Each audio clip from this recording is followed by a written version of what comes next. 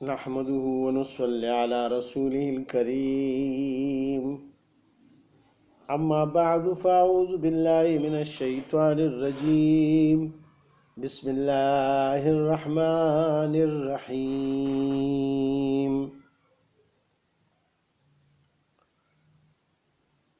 ويقولون طاعة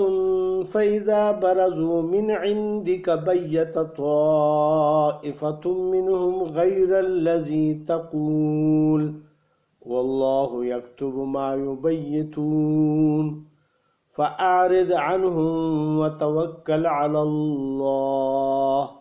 وكفى بالله وكيلا۔ السلام علیکم میرے بھائیوں اور بہنوں، آج اللہ سبحانہ و تعالیٰ کے فضل و کرم سے ہم سورہ نساء کی آیت نمبر 81 سے شروع کریں گے۔ اللہ سبحانہ و تعالیٰ مجھے صحیح بیان کرنے اور پھر عمل کی توفیق عطا فرمائیں اور آپ کو بھی۔ اس آیت میں اللہ سبحانہ و تعالیٰ فرماتے ہیں وَيَقُولُونَ طَاعَةٌ، اور کہتے ہیں کہ قبول ہے، فَإِذَا بَرَزُوا، پھر جب باہر گئے، من عندک، تیرے پاس سے، بیت طائفۃ منہم، تو مشورہ کرتے ہیں بازے ان میں سے رات کو، غیر الذی تقول، اس کے خلاف جو آپ سے کہہ چکے تھے، واللہ یکتب ما یبیتون، اور اللہ لکھتا ہے جو وہ مشورہ کرتے ہیں۔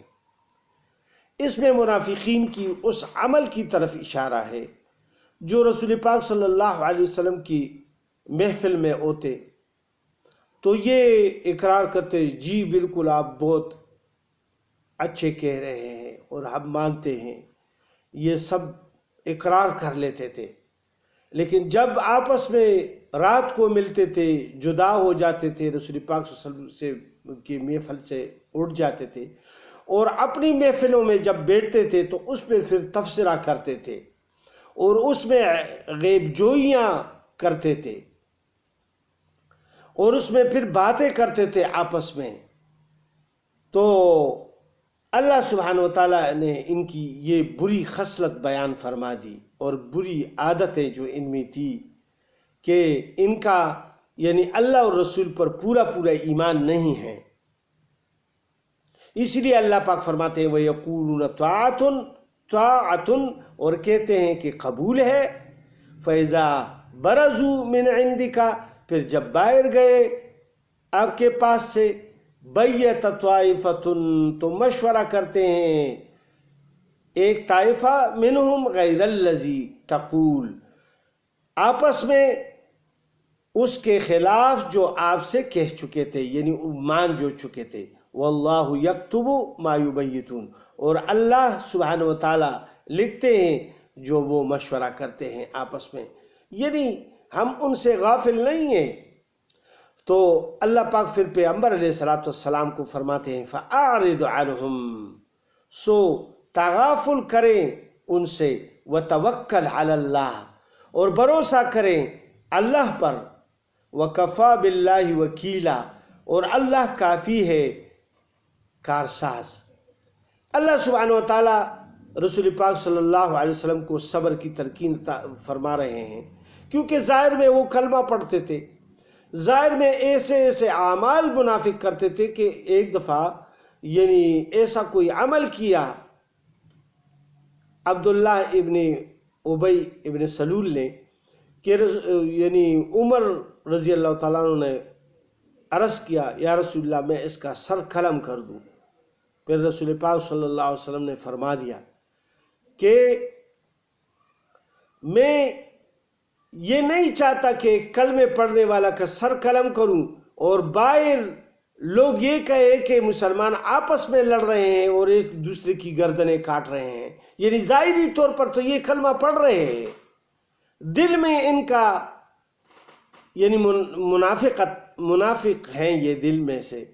تو لہٰذا اس وجہ سے میں ان کو کچھ بھی نہیں کہتا۔ اور اللہ سبحانہ و تعالیٰ نے بھی یہاں فرمایا ہے فَأَعْرِضْ عَنْهُمْ وَتَوَكَّلْ عَلَى اللَّهِ، ان سے اعراض فرما دیجئے اور اللہ پر بھروسہ کیجئے، وَكَفَى بِاللَّهِ وَكِيلًا، اور اللہ کافی ہے کارساز۔ افلا یتدبرون القرآن، کیا یہ غور اور فکر اور تدبر نہیں کرتے قرآن پاک میں؟ وَلَوْ كَانَ مِنْ عِنْدِ غَيْرِ اللَّهِ، اگر یہ ہوتا اللہ کے علاوہ کسی اور کا کلام، لَوَجَدُوا فِيهِ اخْتِلَافًا كَثِيرًا، تو ضرور پاتے اس میں بہت اختلاف، تفاوت پاتے۔ جو بھی کلام اللہ شریف ہے اس میں ہر ایک بات اتنی یعنی اپنی اپنی جگہ پر صحیح ہے کہ اس میں کوئی نقص نہیں نکال سکتا۔ عرب جو اپنے آپ کو بہت یعنی بلند مرتبہ ادیب کہتے تھے، شاعر کہتے تھے، انہوں نے کلام پاک میں کوئی بات نہیں نکال سکے وہ، اور انہوں نے نہیں نکالی، پوری کوشش لگائی، پوری جو یعنی عرب لوگ تھے اس وقت کفر کے، کافروں کے، انہوں نے کوشش کی کہ اس کے مقابلے کی کوئی کتاب بنائیں، کوئی صورت بنائیں۔ اللہ پاک نے بھی چیلنج دے دیا تھا لیکن وہ پورا نہیں کر سکے۔ تو اس میں اتنے مضامین میں وہ آپس میں یعنی جوڑ ہے کہ وہ تفاوت اس میں نہیں ہے کہ جو اس میں آدمی تلاش کرے۔ اور ضد اور ہٹ درمی تو الگ چیز ہے جو آج کل کے ہندو یا دوسرے لوگ اس کلام اللہ میں وہ نکالنے کی کوشش کر رہے ہیں، یا اس وقت کے مشرکوں نے جو اس میں نکالنے کی کوشش کی تھی، وہ تو الگ بات ہے۔ لیکن یہ جو اصل طور پر دیکھا جائے تو اس میں کوئی بھی تفاوت یعنی نظر نہیں آتا اور نہ ہے اس میں۔ اور پھر اللہ پاک فرماتے ہیں وَإِذَا جَاءَهُمْ أَمْرٌ، اور جب ان کے پاس پہنچتی ہے کوئی خبر، من الامن، کسی امن کی، او الخوف، یا ڈر کی، اذاعوا به، تو اس کو مشہور کر دیتے ہیں۔ کوئی بھی خبر آتی ہے تو بس یہ مشہور کر دیتے، تحقیق نہیں کرتے کہ یہ صحیح بھی ہے کہ غلط ہے۔ وَلَوْ رَدُّوهُ إِلَى الرَّسُولِ وَإِلَىٰ أُولِي الْأَمْرِ مِنْهُمْ، اور اگر اس کو پہنچا دیتے رسول تک اور اپنے حاکموں تک، لَعَلِمَهُ الَّذِينَ يَسْتَنبِطُونَهُ، تو تحقیق کرتے اس کو جو ان میں تحقیق کرنے والے ہیں، منہم، ان میں سے، وَلَوْلَا فَضْلُ اللَّهِ عَلَيْكُمْ وَرَحْمَتُهُ، اور اگر نہ ہوتا فضل اللہ کا تم پر اور اس کی مہربانی نہ ہوتی، لَاتَّبَعْتُمُ الشَّيْطَانَ إِلَّا قَلِيلًا، تو تم سب پیچھے ہو لیتے شیطان کے مگر تھوڑے ایسے ہوتے کہ وہ نہ ہو لیتے، یعنی شیطان کی بات نہ مانتے۔ یہ واقعہ ہے، شان نزول اس کا اس طرح ہے کہ رسول پاک صلی اللہ علیہ وسلم نے ایک شخص کو ایک قوم کی طرف بھیجا زکوٰۃ وصول کرنے کے لیے۔ اس قوم والوں کو جب پتہ چلا کہ رسول پاک صلی اللہ علیہ وآلہ وسلم کا نمائندہ آ رہے ہیں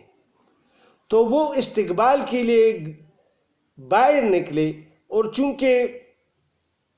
عرب کا دستور تھا یہ تلوار ہاتھ میں لے کے اس طرح، اب بھی وہ اس طرح کوئی کھیلتے بھی ہیں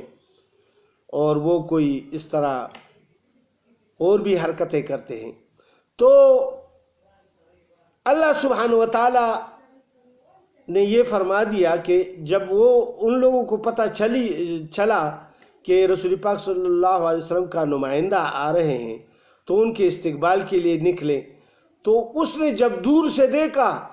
کہ یہ تو ان کی ہاتھ میں تلواریں ہیں اور یہ تو بس مجھے قتل کرنے کے لیے نکلے ہیں سارے، ادھر ہی سے واپس ہو گیا، دور سے دیکھ کے واپس ہو گیا، اور مدینے میں آ کے یہ خبر دے دی کہ وہ قوم مرتد ہو گئی، وہ زکوٰۃ نہیں دیتے۔ پھر منافقین کو جو ہی یہ بات ملی انہوں نے بھی مشہور کرنا شروع کر دیا، اور یہ جناب سارے مدینہ میں بات پھیل گئی، رسول پاک صلی اللہ علیہ وآلہ وسلم کے پاس بھی بات پہنچی، تو اللہ پاک نے اس آیت کو نازل فرمایا۔ ورنہ تو رسول پاک صلی اللہ علیہ وآلہ وسلم بھی یعنی ان کے خلاف فوج بھیج دیتے اور وہ سارے قتل ہو جاتے، اور وہ بیچارے ایسے ہی قتل ہو جاتے کیونکہ وہ تو مخلص مسلمان تھے۔ اسی لیے اللہ پاک نے اس آیت میں فرما دیا کہ ان کو چاہیے، یہ سب مسلمانوں اور سب زمانوں میں کوئی بھی کوئی بات آ جائے پہلے اس کی تحقیق کر لے، تحقیق کے بعد جب پتہ پوری طرح چل جائے اور اپنے حاکموں کو بتا دے پہلے بات کو، پھر وہ تحقیق کرنے والے تحقیق کر لے، اور تحقیق کے بعد جو بات سامنے آ جائے اس پر پھر اقدام کرنا چاہیے۔ یہ مسلمانوں کو تا قیامت اللہ پاک نے یہ حکم دے دیا کہ ایسا نہ ہو کہ تمہیں پتہ نہ ہو اور تم اپنے مسلمان بھائیوں کو نقصان پہنچا دو اور تمہیں خبر نہ ہو۔ تو یہ تو شیطان کی حرکت ہوتی ہے کہ اس کو انسان کو یعنی غفلت میں ڈال کر وہ کوئی اقدام کر لیتا ہے اور پھر وہ پشیمان ہو جاتا ہے انسان۔ تو اسی لیے اللہ پاک نے ادھر شیطان کی تابعداری اس کو کہا کہ بغیر سوچے سمجھے کوئی اقدام کرنا، کوئی تحقیق کے بغیر کوئی اقدام کرنا، یہ شیطان کی حرکت ہے۔ اب اللہ سبحانہ و تعالی جو پہلے سے ان آیات میں پہلی درس میں بھی یہ گزرا ہے، 143 میں 143 میں یہ گزرا ہے کہ جہاد کا حکم جب ہوا تو لوگوں نے کہا کہ ہمیں کچھ اور مہلت ہو جاتی۔ پہلے تو مانگتے تھے اجازت، جب اجازت مل گئی تو پھر کہا کہ کچھ ہمیں اور مہلت مل جائے کہ ہم دنیاوی کام کر سکے۔ اس میں تو موت واقع ہو جاتی ہے، جنگوں میں تو موتیں ہوتی رہتی ہے۔ تو اللہ سبحانہ و تعالیٰ نے پھر یہ بیچ میں سب باتیں فرما دی اور مسلمانوں کی بھی باتیں فرما دی، اور پھر جو منافق تھے ان کی بھی بات سامنے آ گئی۔ اب اللہ سبحانہ و تعالیٰ حکم اپنے پیغمبر کو دے رہے ہیں، فقاتل فی سبیل اللہ، سو تو آپ لڑے اللہ کی راہ میں، لا تکلف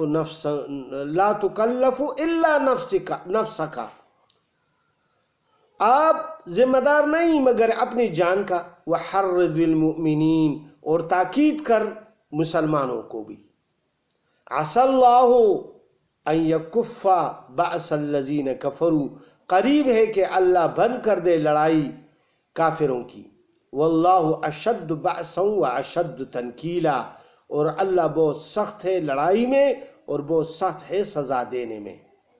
کفار کو۔ اب اللہ سبحانہ و تعالی نے یہ فرما دیا، اور رسول پاک صلی اللہ علیہ وسلم کو یہ آیت جب نازل ہوئی تو رسول پاک صلی اللہ علیہ وسلم نے فرمایا کہ اگر تم میرے ساتھ کوئی بھی نہ جاؤ اللہ کے راستے میں تو میں اکیلے جاؤں گا۔ اور یہ جنگ احد کا واقعہ ہے، شان نزول اس کا یہ مفسرین نے بیان فرمایا ہے کہ جنگ احد میں جب کافروں نے ظاہری فتح پا لی اور جاتے جاتے یہ کہا کہ ہم پھر آئیں گے، ابو سفیان نے یہ کہا، تو رسول پاک صلی اللہ علیہ وسلم اس وقت گھر میں لوٹ آئے، اور پھر حضرت جبرائیل علیہ السلام آئے کہ ہم نے تو ابھی جنگ کا سامان اتارا نہیں ہے اور آپ جو ہیں اتار گئے، اور اللہ کا حکم ابھی جنگ کرنے کا ہے، ان کے پیچھے چلے جاؤ۔ تو رسول پاک صلی اللہ علیہ وسلم نے اعلان فرما دیا کہ وہ لوگ جو ہمارے ساتھ اس میں شریک تھے وہی صرف آ جائیں۔ تو زخمی حالت میں 70 صحابہ رسول پاک صلی اللہ علیہ وسلم کے ساتھ ہو گئے، اور ایسے زخمی حالت میں تھے کہ وہ 2 بندوں کے سہارے پر چل رہے تھے، لیکن اللہ کا حکم مان کر انہوں نے پورا کیا اور وہ نکلے۔ اور جب وہ نکلے تو ابو سفیان اور کافروں کے دلوں میں اللہ سبحانہ و تعالیٰ نے رعب ڈال دیا کہ ایسا نہ ہو کہ ہم جیتے ہوئے جنگ کو پھر ہار جائیں اور ایسے مسلمانوں کے ساتھ بڑھ جائیں، اور لڑائی ہو جائے اور اس میں ہمیں پھر شکست ہو جائے تو یہ جیتی ہوئی جنگ ہے، ہم ہار جائیں گے تو کیا مقصد ہے اس کا؟ تو وہ بس چل دیے۔ اس کو بدر صغرا کہتے ہیں۔ 70 صحابہ رسول پاک صلی اللہ علیہ وسلم کے ساتھ تھے اور اس میں شریک ہوئے، اور پھر وہاں سے اللہ سبحانہ و تعالیٰ نے صحیح و سلامت واپس فرما دیا۔ اللہ سبحانہ و تعالیٰ ہم سب کو ان پر عمل کی توفیق عطا فرمائے۔ وما علینا الا البلاغ۔ صدق اللہ العلی العظیم وصدق رسولہ النبی الکریم ونحن علی ذلک لمن الشاہدین والشاکرین والحمد للہ رب العالمین۔ السلام علیکم ورحمۃ اللہ وبرکاتہ۔